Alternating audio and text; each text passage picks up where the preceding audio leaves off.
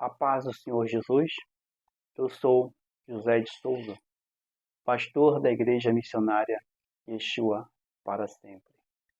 Hoje eu vou trazer a mensagem aqui em João, no capítulo 8, que fala sobre a mulher adúltera. Porém, Jesus foi para o Monte das Oliveiras e pela manhã cedo voltou para o templo, e todo o povo vinha ter com ele, e assentando-se os ensinava.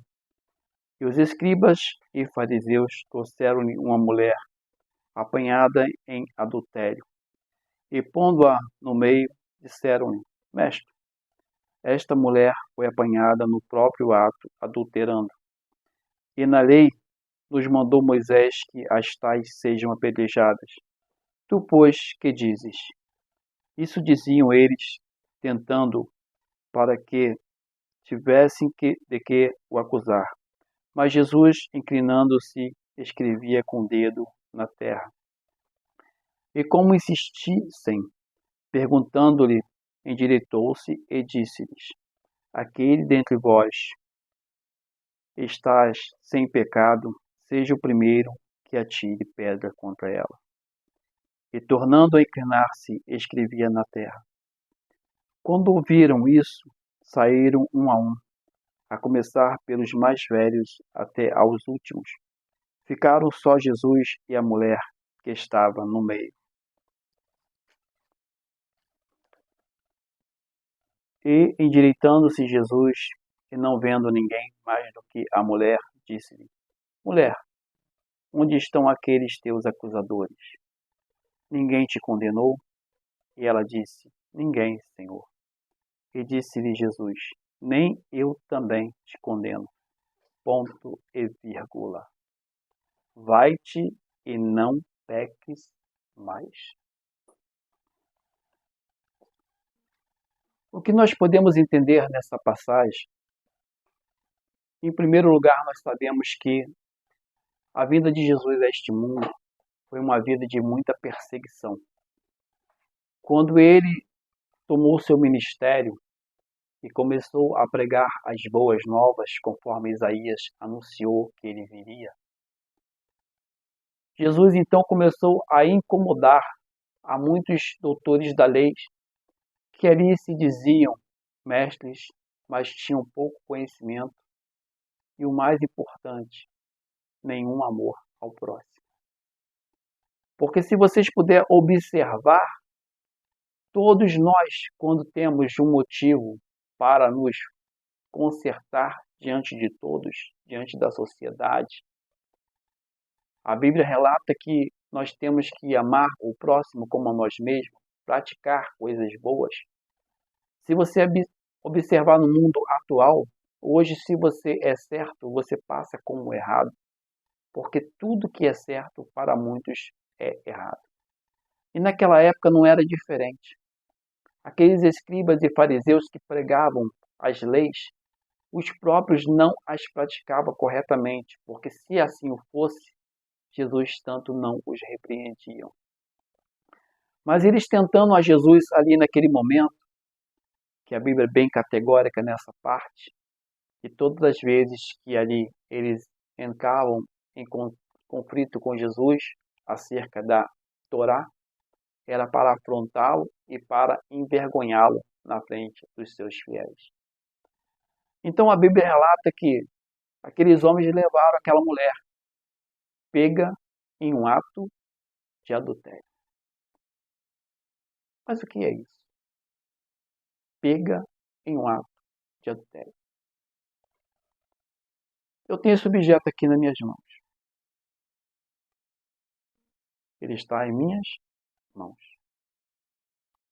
Eu estou pegando, tocando, apalpando. E eu pergunto para vocês, você que está me observando agora, eu estou num ato de segurar um objeto, correto? Um objeto. Acabei de segurá-lo. Vocês estão vendo eu segurando. Tenho testemunhas? Tenho várias. Mas segundo a Bíblia, a mulher que foi pega num ato de adultério, ela foi levada diante de Jesus para ser julgada e possivelmente condenada a um apedrejamento que estava dentro da lei. Mas conforme a Bíblia diz, lá em Levíticos, no capítulo 20, no versículo 10, está escrito da seguinte forma: também o homem que adulterar com a mulher de outro, havendo adulterado com a mulher do seu próximo, certamente morrerá o adúltero e a adúltera. E aí a Bíblia nos leva também lá em Deuteronômio 22, que diz: quando o homem for achado deitado com mulher casada com marido, então ambos morrerão, o homem que se deitou com a mulher e a mulher. Aí fica o seguinte pensamento. A Bíblia diz que quando eles foram levar aquela mulher diante de Jesus, a Bíblia diz que Jesus se inclinou e começou a escrever na terra. Em algumas passagens diz areia. Em algumas versões bíblicas, melhor dizendo. E começou a escrever na areia. Porventura Jesus não escreveu sobre a lei? Sobre o que era o significado daquele tipo de pecado? É a minha visão. É a minha interpretação. E a Bíblia fala que então, eles ainda tentando a Jesus que dissesse algo a favor ou contra aquela mulher, para assim prejulgá-lo, a Bíblia diz que Jesus então olhando para cada um deles e disse: aquele que não tem pecado, atira a primeira pedra. Mas aí, a Bíblia também é categórica que ela vai me mostrar lá em Levítico, capítulo 19, versículo 16, que diz: não andarás como mexeriqueiro entre o teu povo, não te porás contra o sangue do teu próximo. Eu sou o Senhor. Em outras palavras, o nosso Eterno diz: eu sou o juiz. Só Ele que pode julgar. Só Ele que pode condenar. Não que se este fato estivesse realmente pautado nos dois que praticaram o ato. Não quero também desfazer da lei de Deus. Mas aqui está bem esclarecido que foi um ato sem ninguém ali com ela. Foi um ato dela sozinha. Ela e ela se adulteraram. Segundo a Bíblia, ela já era uma prostituta. Segundo a palavra. Mas cadê o homem? Aquele que seria o marido de alguém. Porque segundo a lei, é marido. Não é uma pessoa comum, sozinha. O marido. Uma pessoa que verdadeiramente está entrelaçada a outra pessoa, conjugalmente, que pratica esse tipo de ato, é levado diante do povo, julgado e condenado e apedrejado. Mas naquele momento ali, a Bíblia relata que ela está só. Então, todos começaram a observar o que Jesus escrevia na terra. E eu acredito que seja uma dessas 3 passagens bíblicas, porque até então Jesus só disse: aquele que não tem pecado, atira a primeira pedra. Quantas vezes nos dias de hoje, nós, por somente ouvir falar: tu viu o que o fulano fez? Tu viu o que o cicrano fez? A gente já abre um juízo premeditado contra aquela pessoa, sem saber se realmente aquela pessoa praticou aquele tipo de ato. Da mesma forma, naquela época, essa mulher foi levada até Jesus nesse sentido figurativo. Porque até então não tinha como julgá-la, não tinha como condená-la. Mas Jesus sabia que ela tinha pecado. Assim como ele sabe que eu, você, todos nós pecamos. Eu, você, todos nós praticamos algo, às vezes, em oculto, escondido, mas aos olhos de Deus, nada está escondido. Nada está em oculto. Aqueles homens, escribas e fariseus, queriam tentar algo para poder escandalizar o que Jesus pregava, o que Jesus ensinava. Como nos dias de hoje, pastores, presbíteros, obreiros, missionários da casa do Senhor. Nós temos que vigiar muito o que a gente fala, o que a gente faz. Porque aos teus olhos, de repente, você mora num bairro, está em outro bairro e acha que ninguém te conhece, mas alguém está sempre te observando. A Bíblia diz que nós somos rodeados por uma nuvem de testemunhos. Por mais que a gente imagine assim, eu vou fazer isso aqui porque o pastor não está vendo, os irmãos da igreja não estão vendo, então vai passar batido. Nada passa batido aos olhos de Deus. Nada. Por mais que pensamos, isso não vai ser visto, isso não vai ser falado.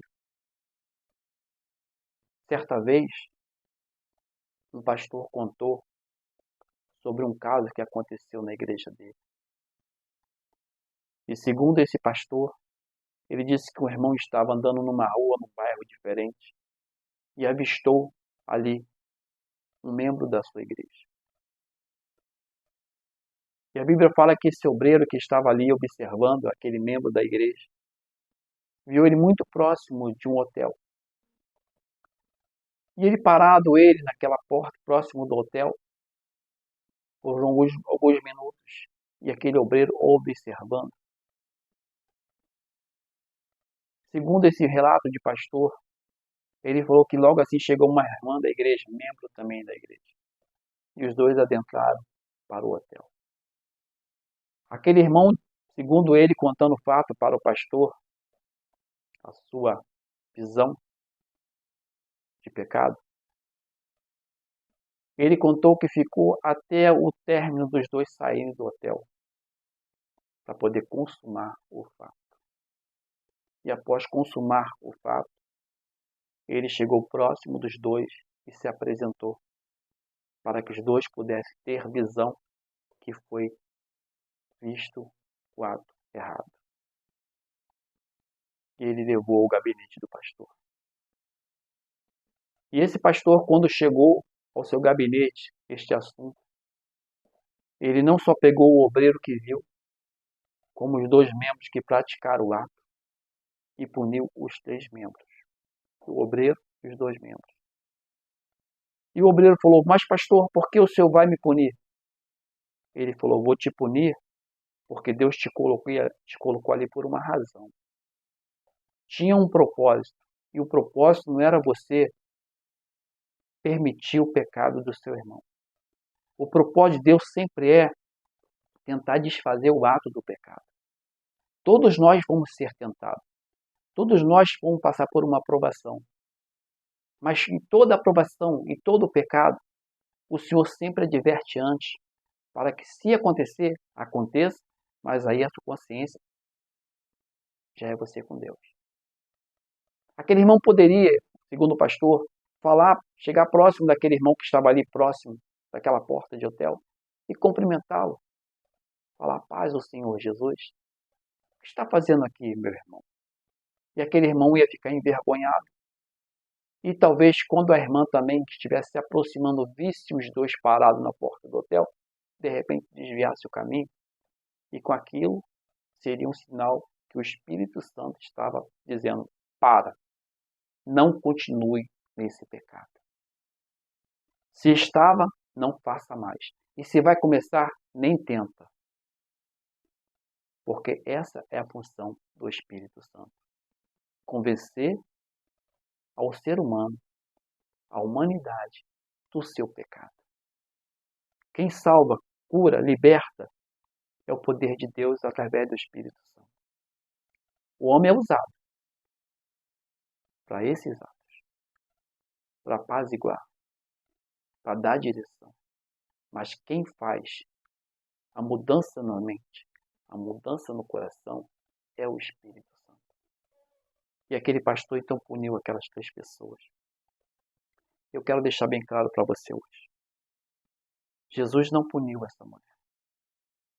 Mas ele disse: vai e não pratique mais este ato.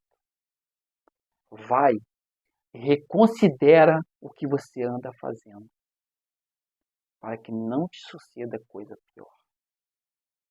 Deus, a todo instante, Ele quer nos ajudar a afastar da aparência do mal. A todo instante, Deus Ele quer nos ajudar a nos fazer entender que prejudicar o próximo é prejudicar a si próprio. Quando nós pensamos, tomara que aquele irmão não consiga vencer na vida, automaticamente nós estamos desejando o mesmo para nós. Porque, segundo a palavra, nós somos a imagem e semelhança do Criador. E o Criador, que quer nos ver bem, Ele quer que nós também nos olhemos e nos desejemos o bem um ao outro. Porque assim está escrito. Amarás a Deus sobre todas as coisas e ao teu próximo como a ti mesmo. Eu penso assim, se aquele obreiro, se fosse a esposa dele, será que ele iria deixar acontecer o ato primeiro também? Talvez. Mas qual seria o benefício disso? Qual seria a honra dele por isso? Então nós temos que meditar muito ao tentar prejudicar o nosso próximo. Quando esses escribas e fariseus levaram essa mulher diante de Jesus, eles não tão somente tentaram a Jesus, mas eles também tiraram a honra desta mulher. Porque até então ela não era conhecida como adúltera. Até então ela não era conhecida como mulher que deita com o marido casado. Mas naquele momento ela foi reconhecida por todos. Isso não é glória para ninguém. Se você puder ajudar o teu irmão, no momento que ele estiver próximo de errar, ajude-o, porque também está escrito.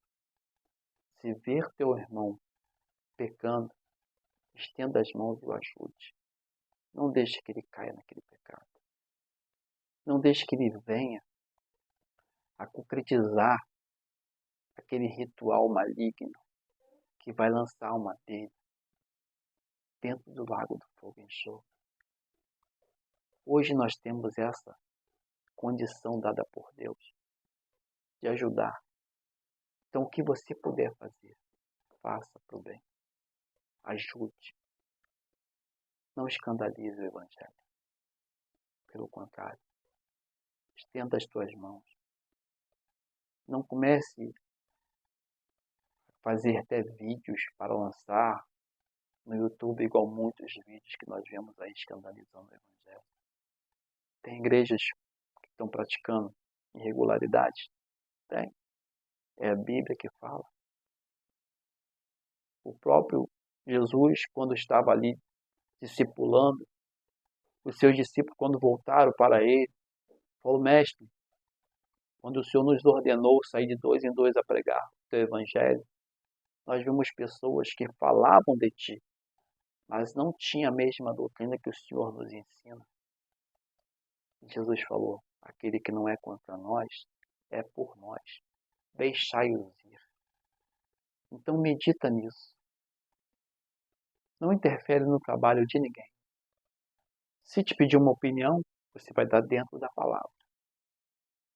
Olha, o que eu entendo da palavra nesse sentido, assim, assim e assim. Ah, mas eu não concordo. Então, fica à vontade.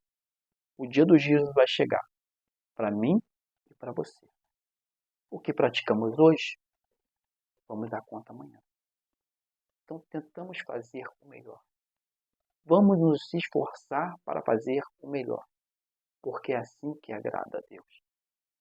O que agrada a Deus é tentar melhorar a cada dia, porque está escrito: a alegria do Senhor é a nossa força. Que força é essa? Força de vencer o pecado, força de vencer a iniquidade, força de vencer as tentações. Vamos dar essa alegria ao nosso Pai, ao Criador. Vamos dar esta alegria para Yeshua, aquele que morreu na cruz por nós. Porque assim nós venceremos e assim nós estaremos dignos de ser salvos em Cristo. Que Deus possa abençoar todos vocês. Você que puder se inscrever nesse canal, que Deus possa te abençoar.